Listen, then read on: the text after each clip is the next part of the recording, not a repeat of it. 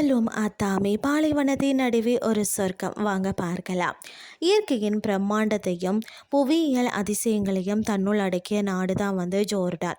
வரலாற்று சிறப்புமிக்க இடங்களுக்கும் பரந்து விரிந்த பாலைவனங்களுக்கும் பெயர் பெற்ற இந்த நாட்டின் மிக உயர்ந்த புள்ளி தான் அதாவது ஜபலும் அத்தாமி சிகரமாகும். நீண்ட காலமாக மறைந்திருக்கக்கூடிய பெருமையுடன் நவீன தொழில்நுட்பத்தால் ஜோர்டாவின் முதன்மை சிகரமாக அங்கீகரிக்கப்பட்ட இந்த இயற்கை அதிசயத்தின் புவியியல் அமைப்பு பின்னணி மற்றது சுற்றுலா சிறப்புகளை பற்றி நாம் இன்றைக்கு பார்க்கலாம் வாங்க. அதாவது இந்த சிகரம் கடல் மட்டத்தில் இருந்து 1854 மீட்டர்கள் அதாவது 6083 அடிகள் உயர முடியதாம். இது ஜோர்டான் நாட்டின் தெற்கு பகுதியில் சவுதி அரேபியாவின் எல்லைக்கு மிக அருகில் அமைந்துள்ளது.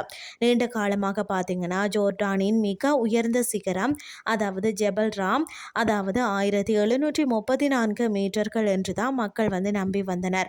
ஆனால் நவீன ஜிபிஎஸ் மற்றது செயற்கைக்கோள் அளவீடுகள் முறைகள் வந்ததுக்கு பிறகு பார்த்தீங்கன்னா சவுதி எல்லையில் இருக்கக்கூடிய ஜபலும் அத்தாமி அந்த சிகரம் பார்த்தீங்கன்னா ஜெபல் ராமை விட 120 மீட்டர்கள் கூடுதல் உயரம் கொண்டது என்பதும் இதுவே ஜோர்டானின் மிக உயர்ந்த புள்ளி என்பதும் அதிகாரப்பூர்வமாக நிறுவப்பட்டிருக்கிறதா.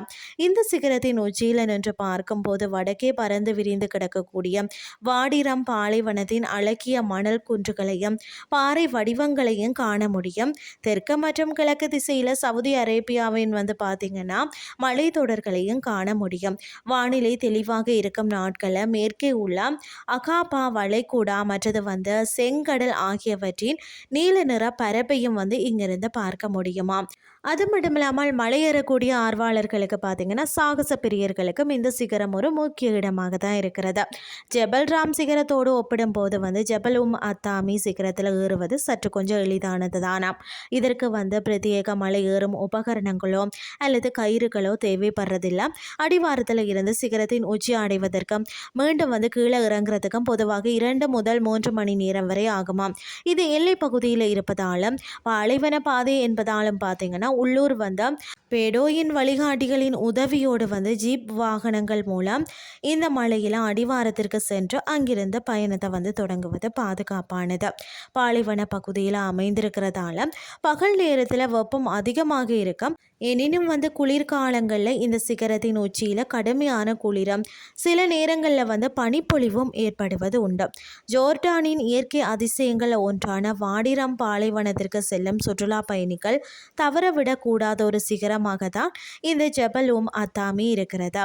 ஜபலும் அத்தாமி பார்த்தீங்கன்னு சொன்னால் வெறும் ஒரு பாறை மலையோ அல்லது எல்லையை குறிக்கும் புள்ளியோ மட்டுமல்ல, அது மனிதனின் சாகச உணர்விற்கும் இயற்கையின் எல்லைகளற்ற அழகிற்கும் சான்றாக விளங்கும் ஒரு உன்னத இடமாகும்.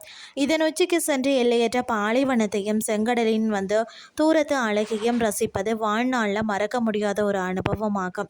ஜோர்டான் நாட்டின் புவியியல் வரலாற்றில் ஒரு புதிய அடையாளமாக மாறியுள்ள இந்த சிகரம் சுற்றுச்சூழல் சுற்றுலாவிற்கு ஒரு சிறந்த எடுத்துக்காட்டாகும். இயற்கையை பார்த்து அதன் பிரம்மாண்டத்தை நேசிக்கும் இவருக்குமே ஜபலும் அத்தாமி என்று அழியாத ஒரு நினைவாக நெஞ்சில நிலைத்திருக்கும். இன்றைய கிறிஸ்டி உங்களுக்கும் பிரயோசனமாக அமைஞ்சிருக்கும்னு சொல்லி நான் நம்புகிறேன். இதே மாதிரி மற்றொரு கிறிஸ்டியின் வாயிலாக உங்களை சந்திக்கிறேன். நன்றி.